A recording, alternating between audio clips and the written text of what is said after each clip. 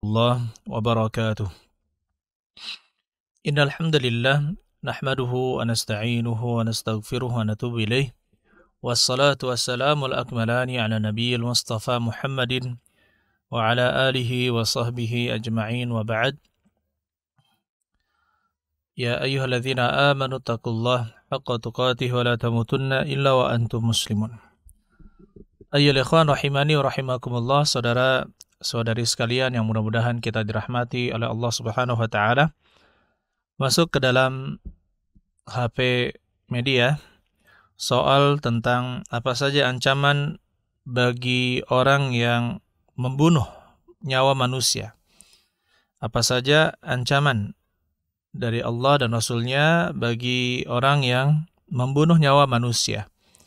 Tapi ini pertanyaan yang perlu kita bahas karena sekarang ya banyak sekali orang yang meremehkan harga nyawa manusia. Ini semua ya ikhwan yang perlu kita pahami bahwa ya peremehan harga nyawa manusia ini karena tidak menerapkan syariat agama Islam. Adapun negara yang menerapkan syariat agama Islam maka sangat terjaga darahnya. Karena orang yang membunuh maka terancam untuk dikisos atau dibunuh juga. Atau kalau misalkan tidak mau dibunuh maka terjatuh kepada membayar 100 ekor onta. 100 ekor onta. Seperti kalau di Saudi Arabia dulu ditetapkan, tidak tahu sekarang 300.000 real. 300.000 real. Kalau orang yang terhormat 400.000 real, kalau keluarga raja 500.000 real. 300, 400, 500. Nah, di sini itu harga dari onta yang berbeda-beda. Kalau 300.000 real saja itu sudah berapa? 1,2 M. Jadi kalau misalkan seorang ingin membunuh maka dia akan berpikir, kalau saya bunuh orang ini maka nyawanya 1,2 M ya. Ini 1,2 M menjadi harus saya ganti. Nah, kalau misalkan tidak dibunuh balik ya, atau tidak dikisos. Oleh karena itu ya ikhwan, kita sebutkan insyaallah pada kesempatan kali ini apa saja ancaman dari Al-Qur'an dan juga dari hadis-hadis Nabi sallallahu alaihi wasallam untuk orang yang membunuh nyawa manusia. Yang pertama ayyuhal ikhwan, Allah Subhanahu wa taala berfirman di dalam surat An-Nisa ayat yang ke-93. وَمَنْ يَقْتُلْ مُؤْمِنًا مُتَعَمِّدًا فَجَزَاؤُهُ جَهَنَّمُ خَالِدًا فِيهَا وَغَضِبَ اللَّهُ عَلَيْهِ وَلَعَنَهُ وَأَعَدَّ لَهُ عَذَابًا عَظِيمًا. Dan barang siapa yang membunuh seorang mukmin, muta'ammidan dengan sengaja, fajazauhu jahannam, maka balasannya adalah jahannam, khalidan fiha, dia kekal di dalamnya, wa ghadiballahu alaihi, dan Allah murka kepadanya, wa la'anahu, dan melaknatnya, wa a'adda lahu 'adzaban 'azima, dan Allah menyediakan untuknya azab yang sangat besar. Azab yang besar. Nah, di sini kita bisa melihat ayyuhal ikhwan, dalam satu ayat ini Allah Subhanahu wa taala memberikan ancaman yang sangat besar. Yang pertama, dimasukkan ke dalam neraka jahanam. Yang kedua, ya, ancamannya adalah dikekalkan di dalam neraka jahanam jika dia menghalalkan pembunuhan tersebut. Kalau dia tidak menghalalkan pembunuhan tersebut, maka dia jatuh ke dalam dosa besar. Ya, jatuh ke dalam dosa besar. Ya, insyaallahu adzab wa insya'a ghafara lahu. Jika Allah ingin mengazabnya maka Allah azab, dan jika Allah tidak mengazabnya maka Allah ampuni dia. Tetapi kita lihat di sini, kalaupun dia diazab di dalam neraka, maka orang mukmin yang membunuh tidak kekal di dalam neraka. Ujung-ujungnya dia akan masuk ke dalam surga. Tapi berapa lama dia berada di dalam neraka, maka ini sangat kita tidak mengetahuinya. Kemudian yang ketiga, ya ikhwan, Allah Subhanahu wa taala sebutkan dalam ayat ini mendapatkan kemarahan atau kemurkaan dari Allah Subhanahu wa taala. Allah murka kepada orang yang membunuh seorang mukmin. Kemudian yang keempat, dilaknat oleh Allah Subhanahu wa taala. Maksud dilaknat itu adalah dijauhkan dari rahmat atau kasih sayang Allah Subhanahu wa taala. Kemudian yang kelima, ya, disediakan untuknya azab yang sangat besar, azab yang sangat pedih untuk orang yang membunuh. Na'udzubillahi min dzalika. Kemudian Allah Subhanahu wa taala berfirman di dalam surat Al-Maidah ayat yang ke-32. Min ajli dzalika, karena hal tersebut, katabna ala bani Israel, kami tetapkan ya kepada Bani Israel, annahu man qatala nafsan bighairi nafsin, barang siapa yang membunuh seorang manusia bukan karena membunuh orang lain, au fasadin fil ardi, atau bukan karena membuat kerusakan di muka bumi, faka'annama qatalan nasa jami'ah, maka seakan-akan dia telah membunuh manusia seluruhnya.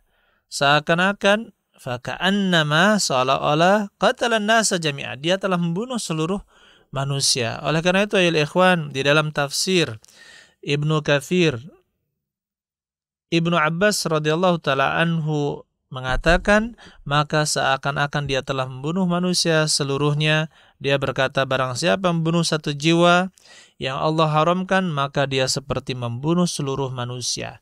Begitu pula perkataan Sa'id bin Jubair, yaitu murid beliau, barang siapa yang menghalalkan satu darah muslim, maka seolah-olah dia menghalalkan seluruh darah manusia.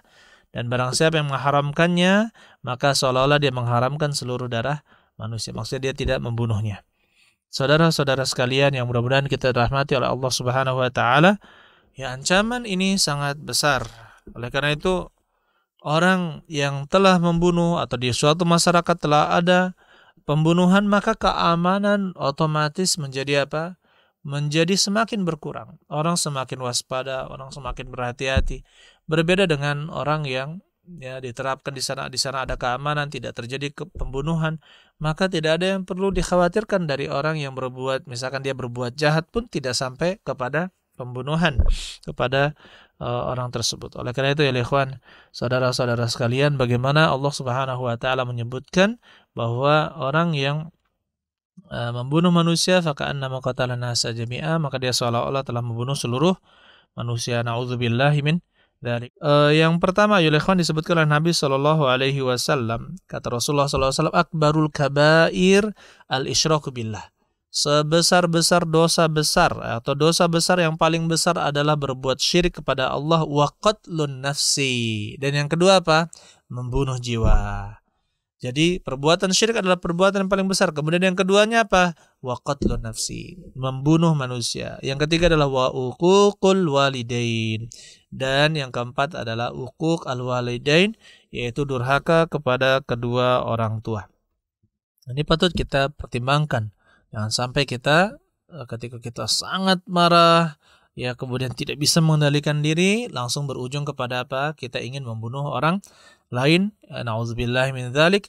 Orang mukmin ini tidak boleh kita bunuh. Orang yang terikat perjanjian damai dengan kita, yaitu orang kafir yang terikat perjanjian damai dengan kita, itu juga tidak boleh kita bunuh. Kemudian yang kedua, sabda Nabi sallallahu alaihi wasallam, awwalu ma yuqda bainan nas fid dima. Kata Rasulullah sallallahu alaihi wasallam, yang pertama kali diadili di antara manusia adalah permasalahan darah. Jadi seluruh kezaliman yang ada di antara manusia berupa ya ada yang mengambil harta, ada yang mencela, ada yang begini, itu perbuatan zalim semuanya. Tetapi yang pertama kali yang paling parah kezaliman di antara manusia adalah masalah darah. Oleh karena itu dia yang paling pertama kali diadili oleh Allah Subhanahu wa taala masalah pembunuhan. Ini menunjukkan cukuplah ini menjadi suatu yang sangat besar.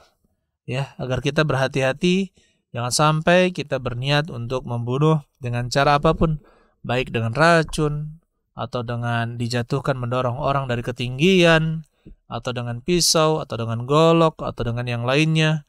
Atau kalau misalkan di daerah timur dengan dibusur, kalau daerah Sumatera Selatan dengan dituja, kalau di mana mungkin dicelurit gitu ya, di daerah Jawa mungkin dicelurit. Nah, kita katakan jangan dan jangan. Kemudian yang ketiga ya ikhwan, kata Nabi sallallahu alaihi wasallam, walladzi nafsi biyadihi, demi yang jiwaku berada di tangannya, laqatlu mu'minin, membunuh seorang mukmin, a'zamu indallah, lebih besar dosanya di sisi Allah, min zawalid dunya, Ya, lebih besar permasalahannya min zawalid dunia, dari lenyapnya dunia ini. Demi yang jiwaku berada di tangannya, membunuh seorang mukmin itu benar-benar ya lebih besar permasalahannya di sisi Allah daripada lenyapnya dunia ini seisinya. Ini menunjukkan manusia, seorang mukmin itu nyawa yang sangat berharga. Hilangnya manusia pun ya itu lebih ringan daripada terbunuhnya seorang mukmin. Ini disebutkan oleh para ulama, di antaranya dalam Sunan An-Nasa'i, dan Syekh Albani menyatakan di sini sahih. Kemudian selanjutnya kata Rasulullah SAW, lan yazalul mu'min, senantiasa seorang mukmin fi fushatin min dinihi, berada dalam kelapangan pada agamanya, malam yusib daman harama, selama dia tidak menyentuh darah yang diharamkan. Maksudnya selama dia tidak membunuh, maka urusannya itu lebih ringan di mata Allah Subhanahu wa taala dari kezaliman-kezaliman yang lain. Kezaliman yang paling besar adalah membunuh orang lain. Ini yang berkaitan dengan hak-hak manusia. Kezaliman yang paling besar adalah apa? Membunuh nyawa manusia. Ya, tidak bisa minta maaf kepada orang yang telah dibunuh, berbeda dengan orang yang lain yang masih hidup, masih bisa minta maaf kepadanya. Tetapi kalau berkaitan dengan darah, bagaimana mungkin kita bisa meminta maaf kepada orang yang telah kita bunuh? Maka ini tidak mungkin. Oleh karena itu dalam hadis yang lain kata Nabi SAW, kullu dzambin, setiap dosa, asallahu an yaghfirahu, mudah-mudahan Allah mengampuninya, illa man mata musyrika, kecuali orang yang mati sebagai seorang musyrik, au mu'min qatala mu'minan muta'ammida, atau seorang mukmin yang membunuh mukmin yang lainnya dengan sengaja. Maka di sini kecil kemungkinan, dari dua hadis yang kita bacakan ini sangat kecil kemungkinan Allah mengampuni orang tersebut yang telah membunuh. Ya, maksudnya apa? Kita lihat lagi sebagaimana yang kita katakan di perkataan awal, apabila dia menghalalkan ya pembunuhan tersebut, mengatakan ini boleh, ini halal, maka dia telah keluar dari agama Islam. Kalau dia mengatakan saya telah melakukan kesalahan, saya telah salah, saya haram melakukan perbuatan yang haram, tapi saya terpancing nafsu dan sebagainya, amarah, ya, maka kita katakan, maka di sini ya dia tidak kafir, tidak keluar dari agama Islam, tetapi dia berada di bawah kehendak Allah Subhanahu wa taala. Jika Allah ingin mengazabnya, Allah azab. Jika Allah ingin mengampuninya, maka Allah mengampuninya, tentunya setelah diselesaikan permasalahan dia di akhirat dengan orang yang dibunuhnya di pengadilan nanti. Kemudian kalaupun dia masuk ke dalam neraka, maka itu tidak kekal di dalam neraka. Ada waktu dia berada dalam neraka, kemudian dia akan dikeluarkan dari neraka karena dia masih memiliki keimanan. Kemudian ayyuhal ikhwan rahimani wa rahimakumullah, kalau kita melihat Ka'bah yang kelima, kalau kita melihat Ka'bah, maka kalau ada orang, ada negara yang ingin menghancurkan Ka'bah, atau ada kelompok organisasi yang ingin menghancurkan Ka'bah, maka kita pasti marah. Kita akan melindungi Ka'bah tersebut jangan sampai dihancur leburkan oleh orang-orang yang ingin menghancurkannya. Maka kita katakan kehormatan darah seorang mukmin itu lebih tinggi, lebih besar daripada kehormatan Ka'bah.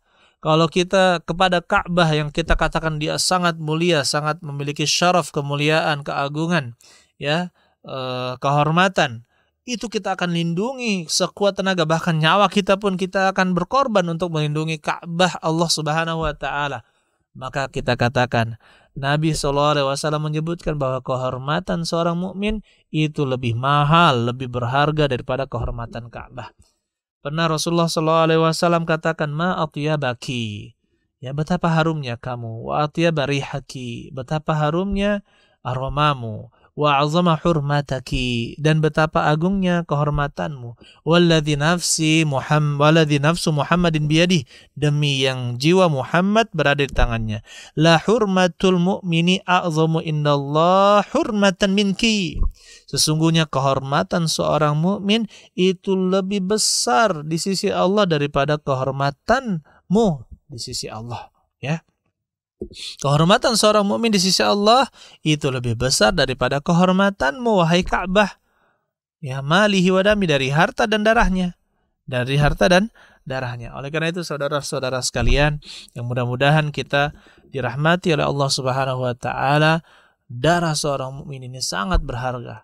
Oleh karena itu kita tidak boleh menyepelekan hal-hal yang bisa menyebabkan kematian seorang mukmin atau bahkan menyengaja ya meninggalnya seorang mukmin. Ini adalah permasalahan yang perlu kita berhati-hati di dalamnya. Dan kita terus memperingatkan akan bahaya pembunuhan dan pembunuhan.